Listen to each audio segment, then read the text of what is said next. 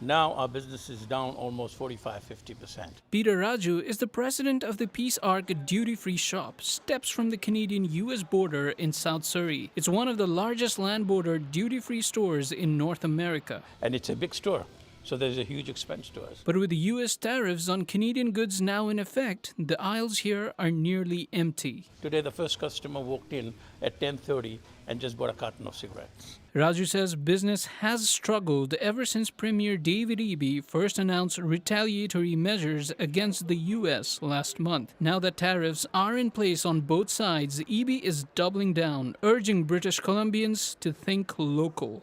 If you have a choice about where to travel, to avoid traveling to the United States, to choose to visit somewhere in Canada or somewhere else in the world. It seems people are listening. We don't see any Canadian customers anymore, so we used to have so many Canadian customers during the weekdays.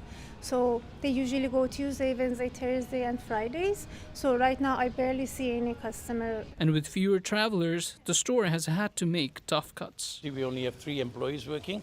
We have a total of 28 to 30 staff. Everybody is worried. So because based on the situation, we cannot give enough hours to our staff. We don't get enough hours. Nobody knows what is going to happen. Job losses in other sectors are also coming, says a food systems expert. For most of the businesses, approximately 30 to 50% at least is the human resource cost, or sometimes more in the food industry. And so it does make sense for the companies to, cut the axe in that category first. Pratap Singh says prices on everything from groceries to electronics could start rising as early as next week. Other local businesses are also scrambling to deal with rising costs. They're working out scenarios which could include potential job layoffs. New forecasts say the trade war could cost BC 45,000 jobs by 2029. In its provincial budget, the BC government has set aside $4 billion for emerging needs, including tariff response.